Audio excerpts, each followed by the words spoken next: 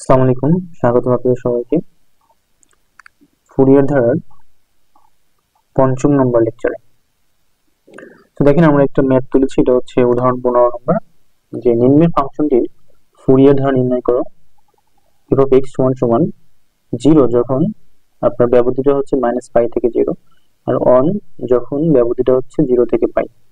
তাহলে আমি ধরলাম যে আপনার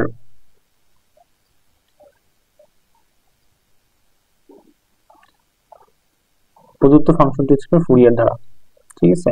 a0/2 প্লাস n সমান 1 থেকে infinity an cos nx plus bn sin nx, এখানে এক নম্বর সমীকরণ বললাম। এখন যেখানে আপনার যে ফুরিয়ার সহগ a0 হচ্ছে 1/π -π থেকে π f of x dx 1/π। তো এখানে -π থেকে 0 f of x dx, আমি এখানে কি করলাম, এখানে হচ্ছে লিমিটটা ভাঙবো। প্রথমে হচ্ছে -π থেকে 0 এবং 0 থেকে π। একটা বিষয় দেখেন, আমাদের যে ফাংশনটা দেওয়া আছে ওইখানে -π থেকে 0 এর মধ্যে আপনার ফাংশনটার ভ্যালু কত? 0, তাই না? তার মানে কি আলটিমেটলি আপনার এই পোর্শনটার মান 0 হয়ে যাচ্ছে। আর হচ্ছে আপনার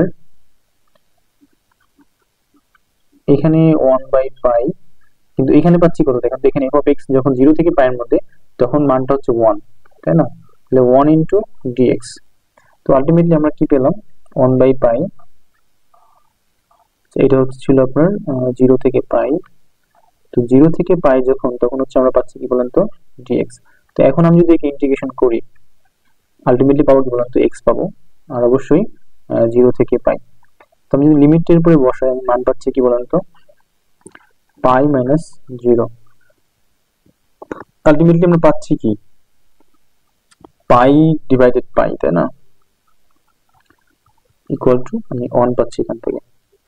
সো অতএব আমি এখানে বলতেই পারি যে এ নট ইকুয়াল টু হচ্ছে আপনার 1। এরপরে আমরা যে কাজটা করব সেটা হচ্ছে আপনার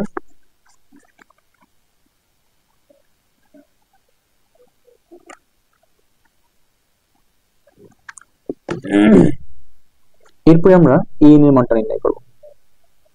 ওকে,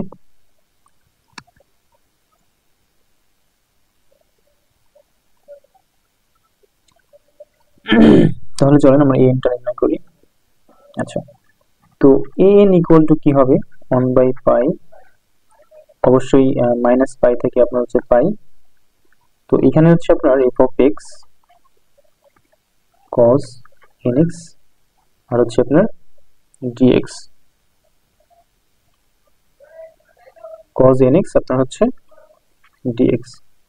তো 1/π, এরপর হচ্ছে আপনার, আমি যদি লিমিটটা এখন ভাঙি, আচ্ছা ভাঙার আগে, হ্যাঁ লিমিটটা হচ্ছে ভাঙি, আমরা দেখেন প্রথমে নিব -π থেকে আপনার 0 f of x cos nx dx, এরপরটা নিব 1/π 0 থেকে π, তাই না?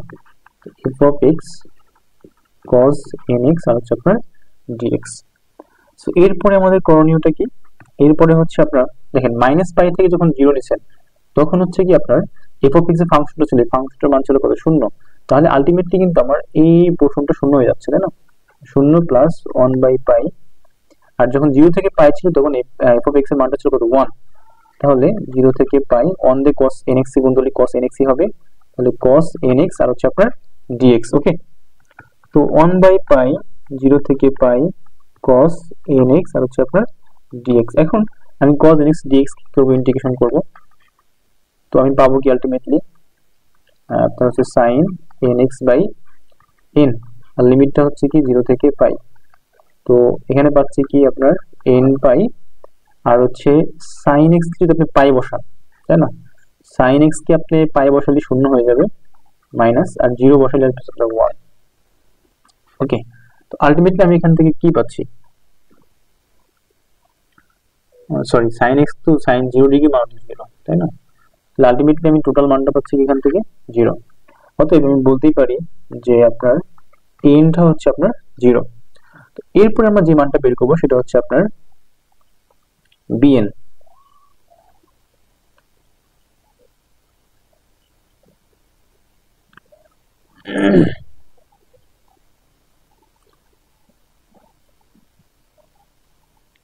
চলুন আমরা এখন bn টা বের করি।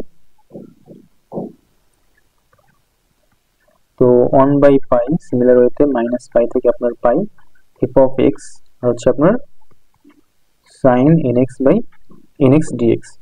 তো আমরা এটাকে ব্যবধিকে ভাঙি এখন। তো প্রথমে মাইনাস পাই থেকে zero f of x sine N x by আপনার ডিএক্স। এরপরে ওয়ান বাই পাই, আমি জিরো থেকে পাই নেই f of x sine N x আর হচ্ছে আপনার ডিএক্স। সো এখন যে কাহিনীটা আমরা করবো সেটা হচ্ছে আপনার দেখেন মাইনাস পাই থেকে জিরো, তখন এফ অফ এক্স এর মান ছিল কিন্তু শূন্য, তার মানে কি এই ফাংশনটুক আপনার জিরো হয়ে যাবে, যেটা এই পোর্শনটুক এই ইন্টিগ্রেশন এই পোর্শনটুক জিরো হয়ে যাবে। তো এখানে থাকবে কি ওয়ান বাই পাই জিরো থেকে পাই, আর এফ অফ এক্স এর মান যেহেতু ওয়ান, তাহলে আপনার পাচ্ছি কি সাইন এন এক্স ডিএক্স। তো এইটুকু ইন্টিগ্রেশন করলে কি হচ্ছে আমরা one by pi sine N x করলে minus cos n x by n minus cos n x by আপনার হচ্ছে এন জিরো থেকে পাই। তো আমি যদি এখানে one by minus n by cos n x কে বসালে কি হয় কজ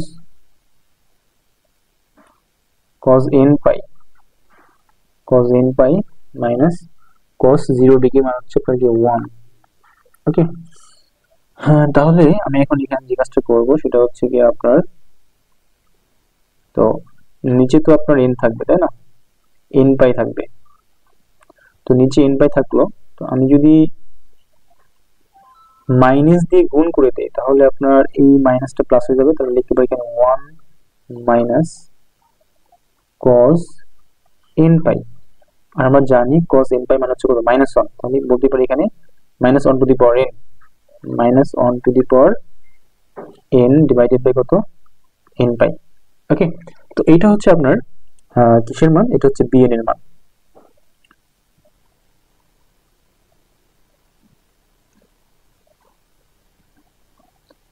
সো আমরা লিখতেই পারি যে অতএব বিএন ইকুয়াল টু নিচে হচ্ছে এন পাই, উপরে হচ্ছে আপনার one minus one to the power N. ঠিক আছে, এইটা হচ্ছে আপনার কত নম্বর সমীকরণ, এটাকে আপনি বলেন হচ্ছে 4 নম্বর সমীকরণ বলে এটাকে। ঠিক আছে, তো এখন যে কাজটা করবেন সেটা হচ্ছে আপনার 2 3 4 থেকে যে আপনি এ নট এ এবং বি এর মান পেলেন, এই মানটা আপনি এক নম্বরে বসাই দেবেন। বলবেন যে 1 2 3 4 হতে পাই। ওকে, তো আমাদের কি ফাংশনটা ছিল কি এফ অফ এক্স। তো আমরা এ নটের মানটা কি পেয়েছিলাম বলেন তো, আমরা এ নটের মানটা পেয়েছিলাম হচ্ছে আপনার কি 1 পেয়েছিলাম। তাহলে এখানে আমি লিখতেই পারি 1/2 because of A naught by 2 ছিল। এরপরে সামেশন n সমান 1 থেকে আপনার হচ্ছে ইনফিনিটি। এরপরে যে কাজটা করবো সেটা ছিল a n cos nx, তাই না। তো আমরা a n এর মানটা কি পেয়েছি বলুন তো, a n এর মান আমরা পেয়েছি 0, তার মানে cos nx এর পোর্শনটা কি হয়ে যাবে আপনার 0 হয়ে যাবে। cos nx এর পোর্শনটা কি হবে আপনার 0 হবে।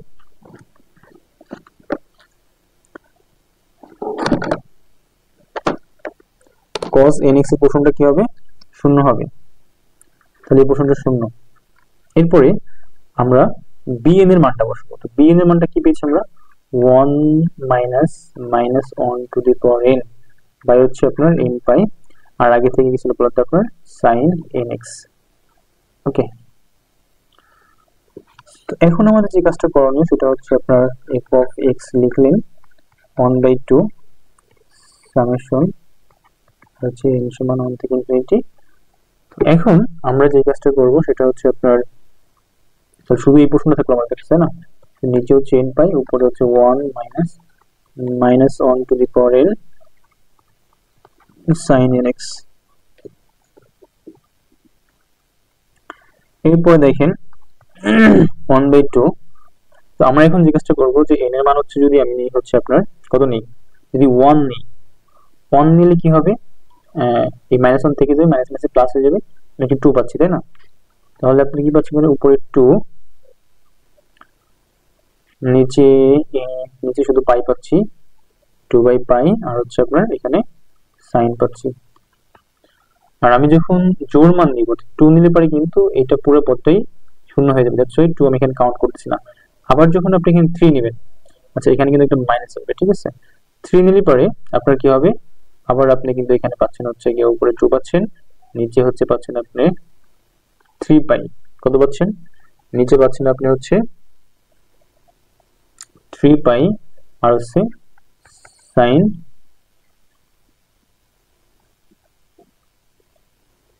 3 পাই। ওকে, সরি সাইন 3x পাবেন। এখানে যেমন সাইন x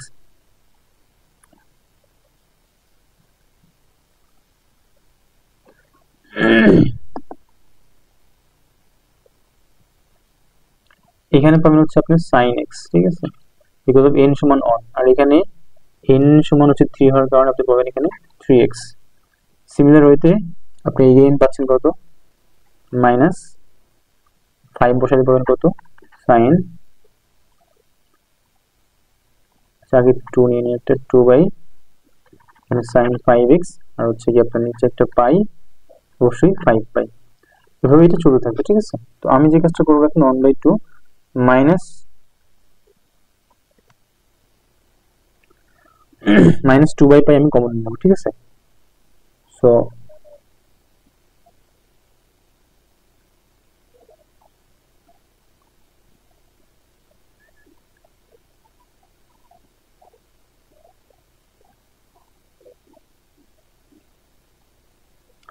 আচ্ছা এখানে আপনার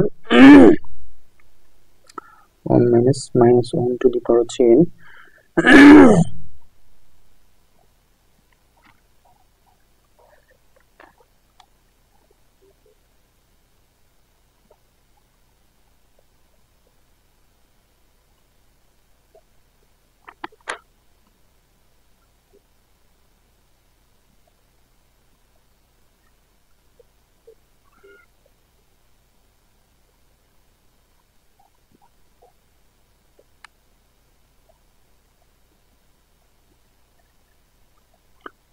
সরি এখানে আমাদের একটা মিস্টেক আছে, যেটা হচ্ছে আপনার